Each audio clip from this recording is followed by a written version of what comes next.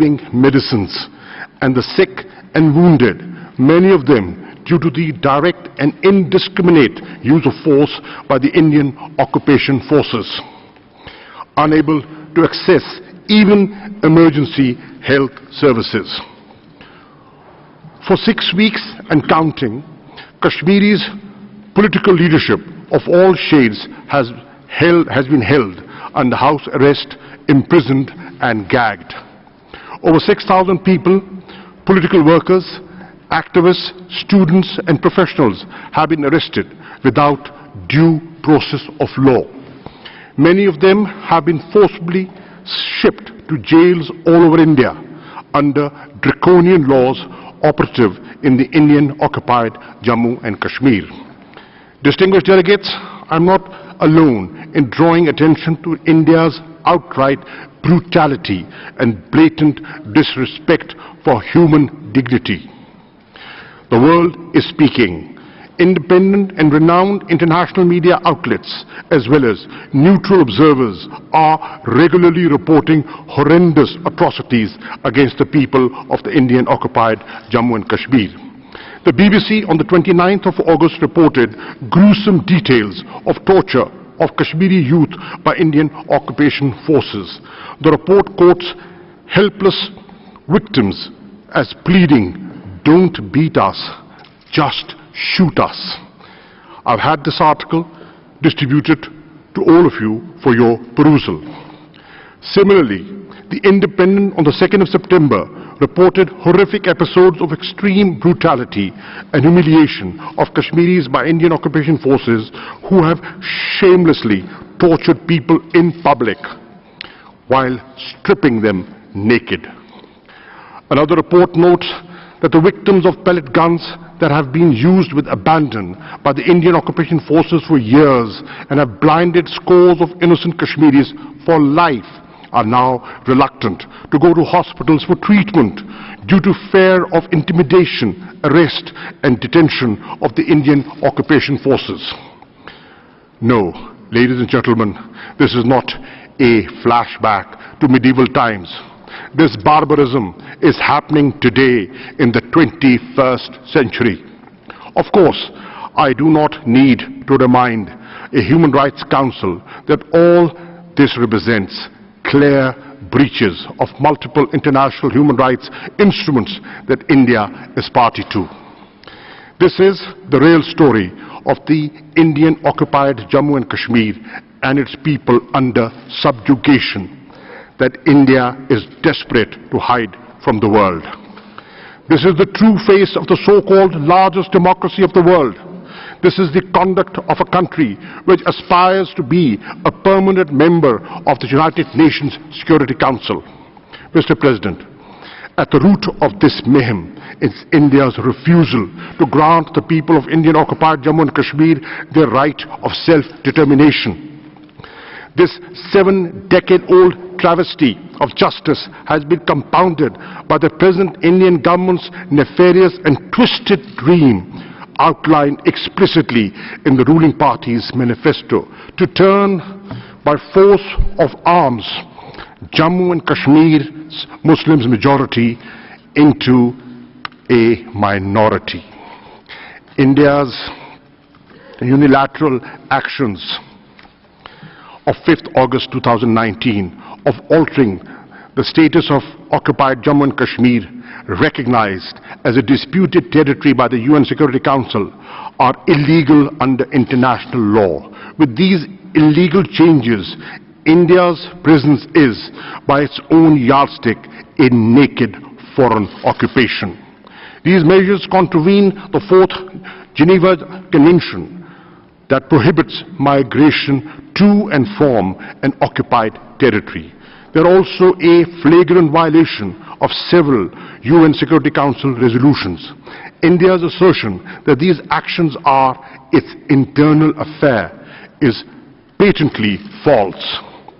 As a matter of fact, Jammu and Kashmir has been on the agenda of the United Nations for over 17 years now. The meeting of the Security Council on the 16th of August to discuss the Jammu and Kashmir dispute is an attestation of this fact. What is happening in Indian-occupied Jammu and Kashmir is not a country-specific situation in this Council's parlance. The atrocities and abuses are being inflicted upon the people of a disputed and occupied territory as affirmed by international law. The situation in this occupied territory must therefore be of direct international concern. It is not and can never be an internal matter for India. Excellencies, the forlorn, traumatized towns, mountains, plains and valleys of Indian-occupied Jammu and Kashmir reverberate today, and with the grim reminders of Rwanda, Srebrenica and the Rohingya and the pogrom of Gujarat. The people of Indian-occupied Jammu and Kashmir are apprehending the worst. Some have said that Kashmir echoes with the silence of the graveyard. Others contend that it is a lull before a storm. I shudder to mention the word genocide here, but I must. With the respect to the Genocide Convention, the Kashmiri people in the occupied territory as a national, ethnic, racial and religious group of people face grave threats to their lives, way of living and livelihoods from a murderous, misogynistic and xenophobic regime. One international civil society organization based in the United States has already issued a genocide alert proclaiming that the situation in Indian-occupied Jammu and Kashmir has crossed the 10 stages of the genocidal process. Distinguished delegates, India's effort to hide its atrocities in the Indian-occupied Jammu and Kashmir by falsely labeling it terrorism and cross-border terrorism are shameless and indefensible. Pakistan has suggested a number of bilateral and multilateral mechanisms that would disprove India's self-serving claims. We have recently proposed to double the strength of the UN observers mission to monitor the line of control. India outrightly rejects all these proposals. I have every fear that India will once again resort to false flag operations and the use of the bogey of terrorism as a red herring to divert international opinion, even attack Pakistan. Another Indian ploy to deflect attention is its increasing violations of the 2003 ceasefire understanding on the line of control and regular and persistent targeting of civilians in Azad Jammu and Kashmir. India has used cluster munitions and heavy artillery in flagrant disregard of fundamental norms of international humanitarian law. This must end immediately. Mr. President, I have regularly sensitized the UN Security Council about the grave dangers to peace and security in nuclearized South Asia and beyond as a result of India's reckless posture and draconian measures. We have welcomed consultations by Security Council members on the unfolding developments. While the Security Council is seized of peace and security dimensions of the Jammu and Kashmir dispute, the Human Rights Council must pay far greater and immediate attention to the human rights of the people of the Indian-occupied Jammu and Kashmir.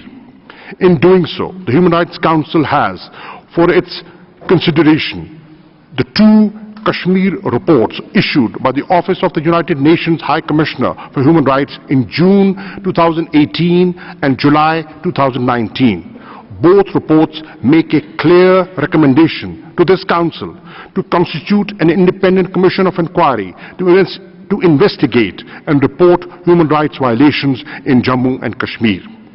I reiterate from this platform Pakistan's endorsement of the recommendations of these reports. We urge focused discussions on the two reports in the Human Rights Council and a unanimous decision by this House to implement their recommendations made to India, Pakistan, and foremost to the Human Rights Council. If India has nothing to hide, it should allow unhindered access to the Commission of Inquiry as recommended by the UN High Commissioner. Pakistan stands ready to allow access to the proposed Commission of Inquiry or other mechanisms on our side of the line of control, together with similar access to Indian-occupied and Jammu and Kashmir. Mr. President, the Human Rights Council must pay heed to the plight of the Kashmiri people and address the warning signs of a looming catastrophe. For this, the Council should immediately take the following steps. 1. Urge India to immediately stop the use of pellet guns, end the bloodshed, lift the curfew, reverse the clampdown and communications blackout, restore fundamental freedoms and liberties, release political prisoners, stop targeting human rights defenders, and fulfill obligations under the United Nations Security Council resolutions and various human rights instruments as required by international law. India's draconian emergency laws in occupied Jammu and Kashmir cannot be allowed to stand. 2. Take these steps to bring justice to the perpetrators of human rights violations of the innocent Kashmiri people, and in this context constitute a commission of inquiry as recommended by the Office of the UN High Commissioner for Human Rights. 3. Authorize the Office of the High Commissioner and the Human Rights Council special procedures mandate holders to monitor and report on India's human rights violations in Indian-occupied Jammu and Kashmir and regularly update this Council. And fourthly, call upon India to allow unhindered access to human rights organizations and international media to the Indian-occupied Jammu and Kashmir. Excellencies, today I have knocked on the doors of the Human Rights Council, the repository of the world's conscience on human rights, to seek justice and respect for the people of the Indian-occupied Jammu and Kashmir. At stake is our collective humanity, the principles that we all subscribe to, and what makes us human. We must not let political, commercial and parochial considerations cloud and impair our thoughts and actions. We must not allow this august body to be embarrassed on the world stage. As a founding member of this Council, Pakistan feels morally and ethically bound to prevent this from occurring.